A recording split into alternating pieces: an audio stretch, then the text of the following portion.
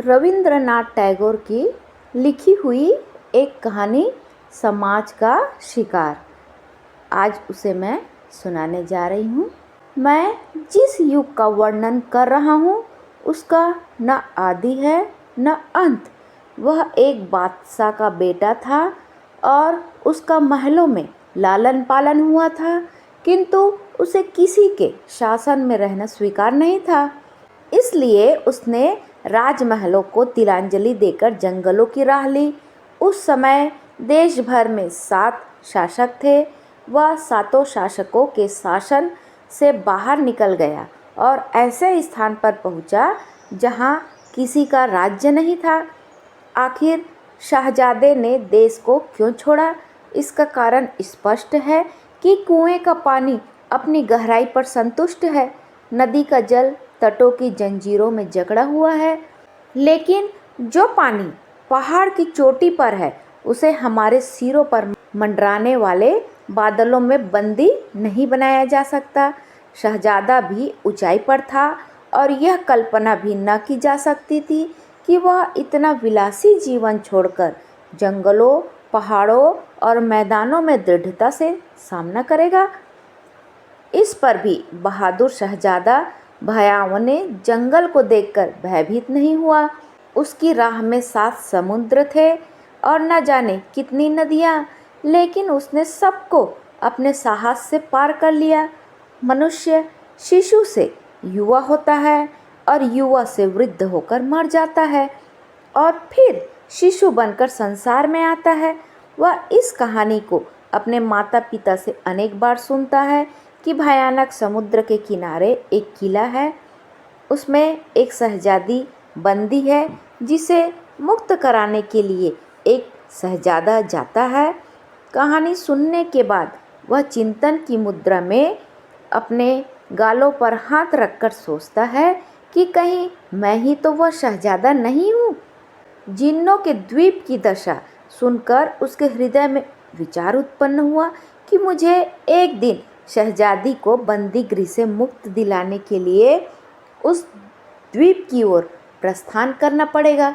संसार वाले मान सम्मान चाहते हैं, धन ऐश्वर्य के इच्छुक रहते हैं, प्रसिद्धि के लिए मरते हैं, भोग विलास की खोज में लगे रहते हैं, लेकिन स्वाभिमानी शहजादा सुख चैन का जीवन छोड़कर अभागी शहजादी को जिन्नों के भयानक बंदी गृह से मुक्ति दिलाने के लिए भयानक द्वीप का पर्यटन करता है। भयानक तूफानी सागर के पास शहजादे ने अपने थके हुए घोड़े को रोका, लेकिन पृथ्वी पर उतरना था कि एकाएक दृश्य बदल गया और शहजादे ने आश्चर्यचकित दृष्टि से देखा कि सामने एक बहुत बड़ा नगर बसा हुआ है। ट्राम चल रही है, मोटरें दौड़ रही है, दुकानों के सामने खरीदारों की और दफ्तरों के सामने क्लर्कों की भीड़ है। फैशन के मतवाले चमकीले वस्त्रों से सुसज्जित चारों ओर घूम रहे हैं। शहजादे की यह दशा कि पुराने कुर्ते में बटन भी लगे हुए नहीं हैं, वस्त्र मैले, जूता फट गया। हर एक व्यक्ति उसे घृणा की दृष्टि से देखता है, लेकिन उसे चिंता नहीं है। उसके सामने एक ही उद्देश्य है और वह अपनी धुन में मग्न है। अब वह नहीं जानता कि शहजादी कहाँ है। वह एक अभागे पिता की अभागी बेटी है। धर्म के ठेकेदारों ने उसे समाज की मोटी जंजीरों में जकड़कर छोटी अंधेरी कोठरी के द्वीप में बंदी बना दिया है। चारों ओर पुराने रीति रिवाज और रूढ़ियों के समुद्र में घेरा डाले हुए हैं, क्योंकि उसका पिता निर्धन है और वह अपने होने वाले दामाद को लड़की के साथ अमूल्य धन संपत्ति नहीं दे सकता था। इसलिए किसी सज्जन खानदान का कोई शिक्षित युवक उसके साथ विवाह करने पर सहमत नहीं होता था। लड़की की आयु अधिक हो गई। वह दिन रात देवताओं की पूजा अर्चना में लीन रहती थी। उसके पिता का स्वर्गवास हो गया और वह अपने चाचा के पास चली गई। चाचा के पास नगद रुपया भी था और काफ़ी मकान आदि भी थे। अब उसे सेवा के लिए मुफ्त की सेविका मिल गई। वह सवेरे से रात के 12 बजे तक घर के कामकाज में लगी रहती थी। बिगड़ी दशा का शहजादा उस लड़की के पड़ोस में रहने लगा। दोनों ने एक दूसरे को देखा।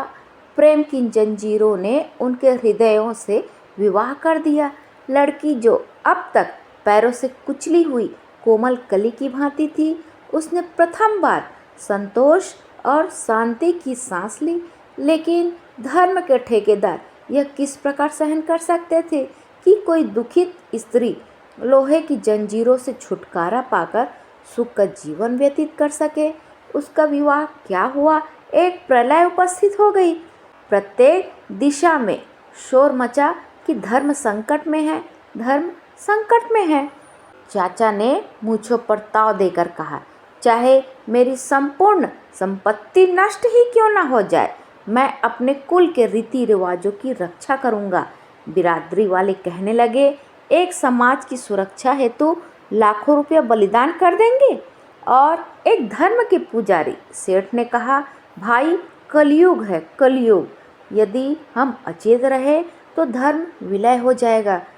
आप सब महानुभाव रुपए पैसे की चिंता न करें। यदि यह मेरा महान कोष धर्म के काम न आया तो फिर किस काम आएगा। तुम तुरंत इस पापी चंडाल के विरुद्ध अभियोग आरंभ करो। अभियोगी न्यायालय में उपस्थित हुआ। अभियोगी ओर से बड़े बड़े वकील अपने गाउन फड़काते हुए न्यायालय पहुँचे। अभागी लड़की के विवाह के लिए तो कोई एक पैसा भी खर्च करना नहीं चाहता था, लेकिन उसे और उसके पति को जेल भिजवाने के लिए रुपयों की थैलियां खुल गई। नौजवान अपराधी ने चकित नेत्रों से देखा। विधान की किताबों को चाटने वाली दीमकी दिन को रात और रात को दिन कर रही थी। धर्म के ठेकेदारों ने देवी देवताओं की मन्नत मानी। किसी के नाम पर बकरे बलिदान किए गए, किसी के नाम पर सोने का तख्त चढ़ाया गया। अभियोग की क्रिया तीव्र गति से आरंभ हुई। बिगड़ी हुई दशा वाले शहजादे की ओर से न कोई रुपया खर्च करने वाला था और न कोई उसके पक्ष का समर्थन करने वाला ही था। न्यायाधीश ने उसे कठिन कारावास का दंड दिया। मंदिरों में प्रसन्नता के घंटे घड़ियाल बजाए गए। संपूर्ण शक्ति से शंख बजाए गए। देवी और देवताओं के नाम पर बलि दी गई।